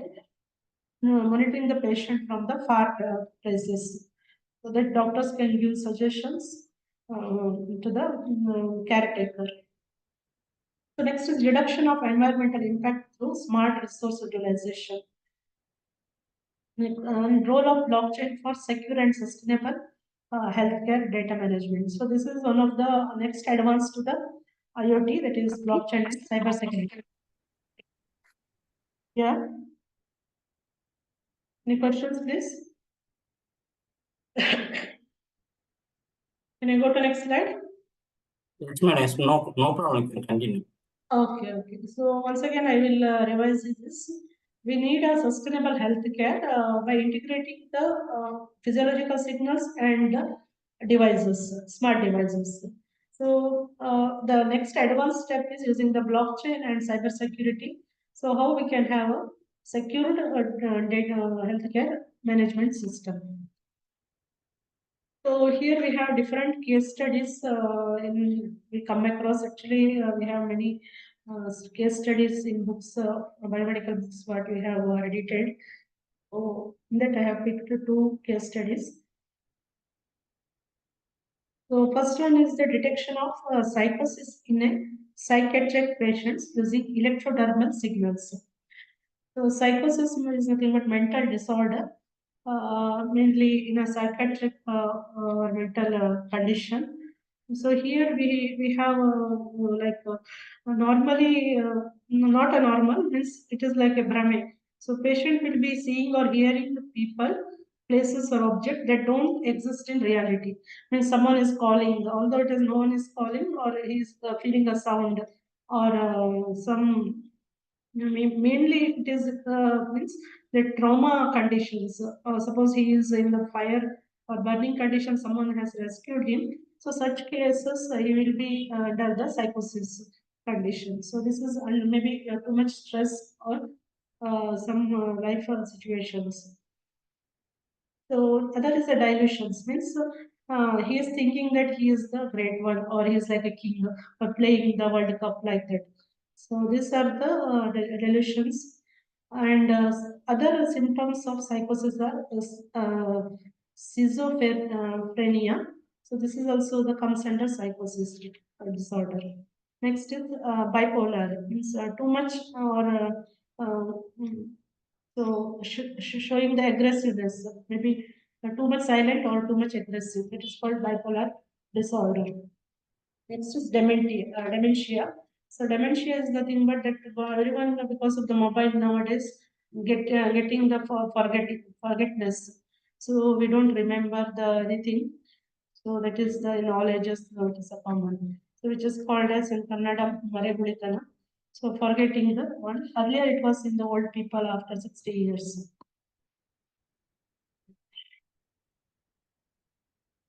Let me continue next one. So what are the electrodermal signals? Okay. So electrodermal means the skin activity. So the using the electrodes, we take the skin activity, which is called as the galvanic skin response. So here an instrument it is used or sensor is used to measure the skin response. It is not a resistance, it is a conductance. We measure the conductance in micro mho, opposite of ohms, mho, so skin conductance. The strength of emotional arousal is referred as galvanic skin response. So this is mainly used for detection of the patient's skin activity. If he is frightened, means the skin will be sweating or there will be changes in the skin layers. So this is that is detected using the GSR device. So in response to the psychological process and emotional arousal, the electrical conductance of the skin measured by GSR and which varies. So this is non-invasive technique helpful in evaluating the psychological states. And so mainly the emotional changes such as one is very afraid or exciting or if the police ask he may tell the lie. So these things they use this device to measure the skin conductance. Emotional response also changes. So similarly, stimuli is classified as negative, such as sad or threatening, or positive, such as happy or joyful.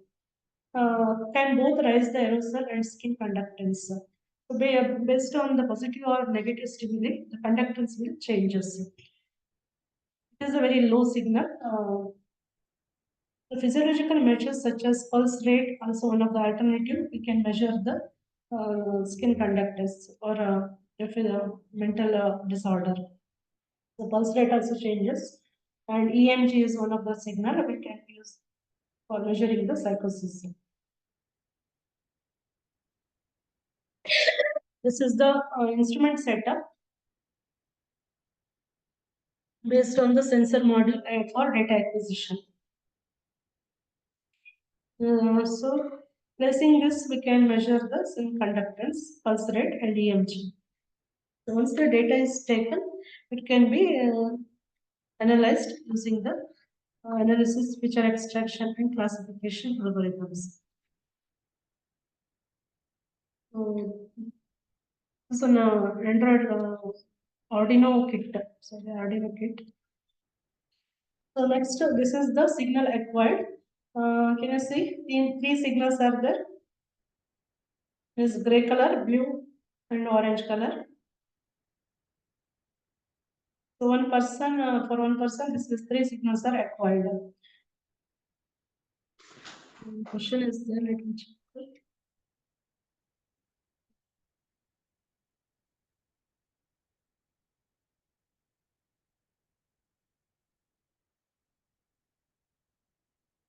Okay.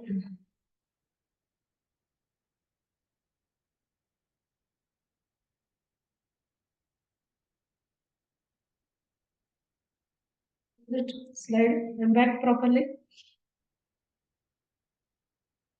Vichandra sir.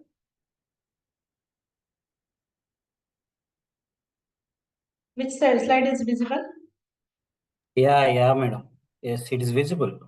Okay. So integration of that is three signals together in one graph. So this is for the normal representation. Similarly, we can represent for the abnormal or a psychic disorder person. One more graph.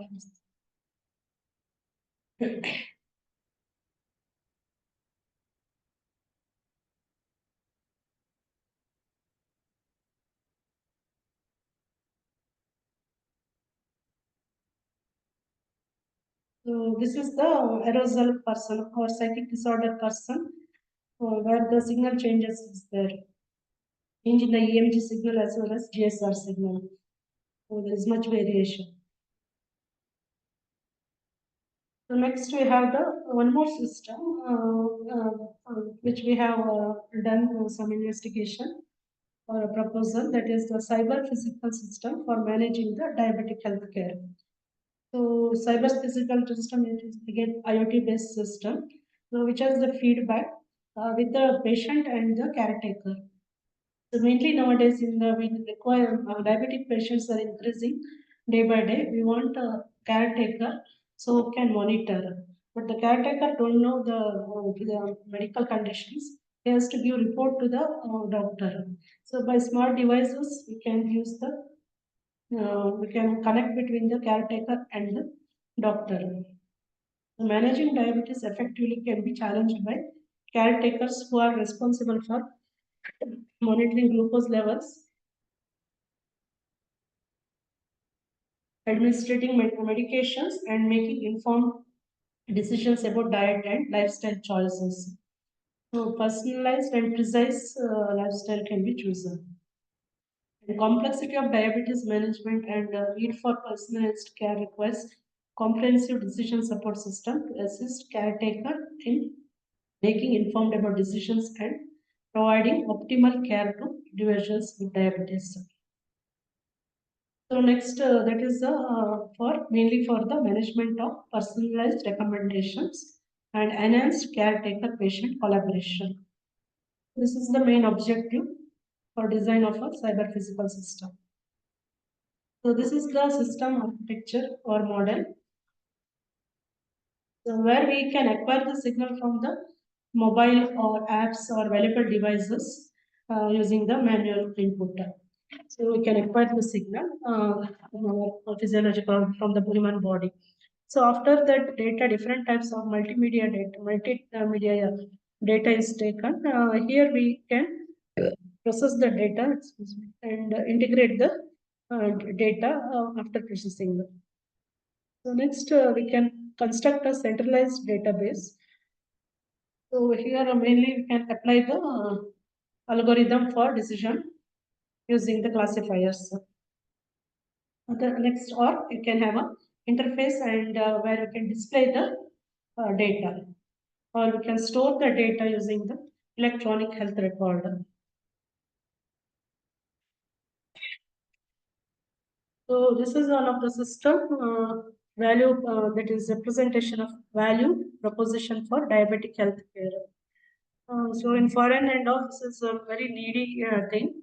So they need the patient caretaker and a hospital person. So mainly first the hospital person will diagnose the patient and then the database is created. Followed by we have a decision support system by taking when the data the medicine is taken, etc. Based on the condition of the patient, sugar levels, etc. can decide. So also this helpful for the health insurance companies to reduce cost and reduction of reimbursements. So this is need of a healthcare system for present era. This is the technical diagram how to build using the diabetic using the AI tools. So first is the heart or the food consumption is measured. So food intake, what type of food he is taking, how much he is working, or what is the intake of the food, type of the food, veg or non-veg, etc.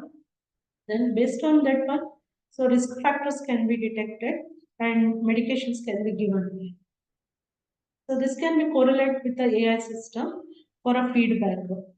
There is a difference between IoT and cyber physical system.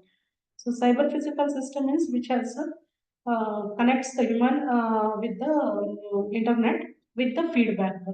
So it is a continuous monitoring system. It A1C and glucose level and fasting, cholesterol level, etc. will manage and it will give the scores. Here, the technical diagram. So next, actually, only two cases I have prepared now.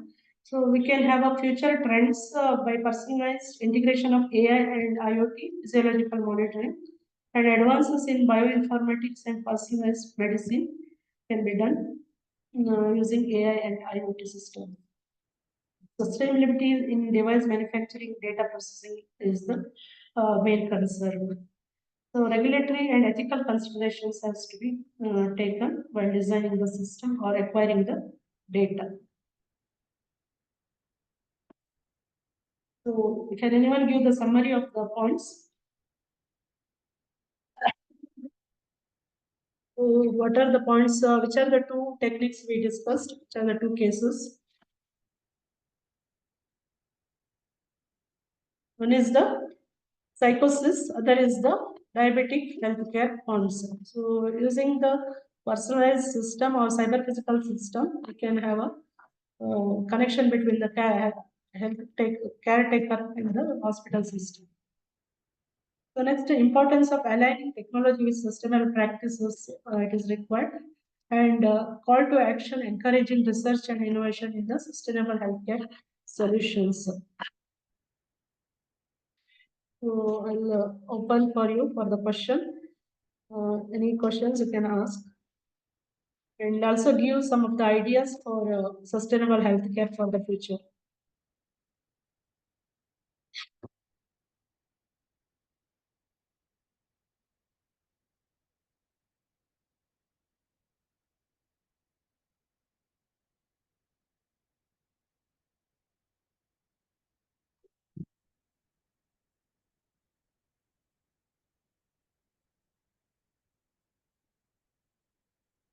Questions? Can collaborate in future also. Actually, I give my email ID, mobile number. It is in first slide.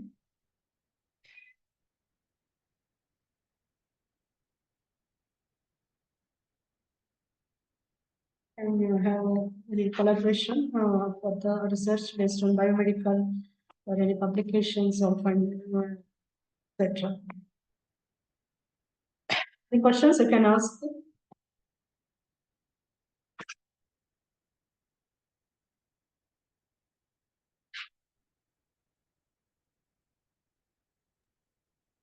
Participants, any questions?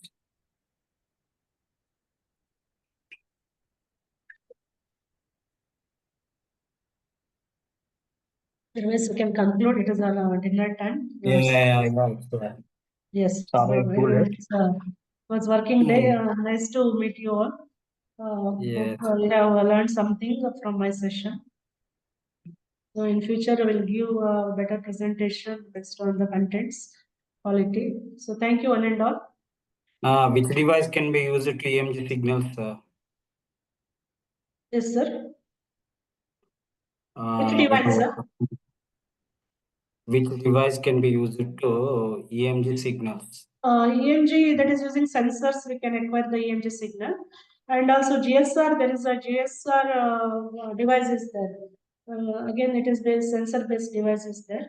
Our main objective is design of indigenous and efficient with noise parameters to design a galvanic skin response signal. So already there are many market available devices for GSR. This is also one of the criteria for brain related or psychic diagnosis signal, GSR. Also, there is one more name, it is called transcranial signals. It is also called as where transconductance is measured. Okay, thank you. Thank you for your patient answers. So Madam, I have please, reached- yeah. okay, you can stop your sharing the screen, madam.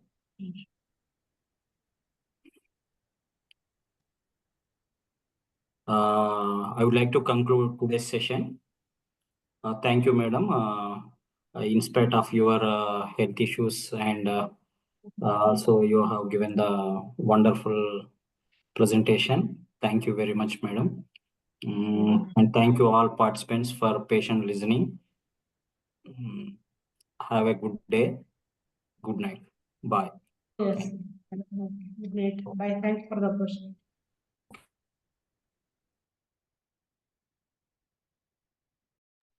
Okay, bye. Thank you.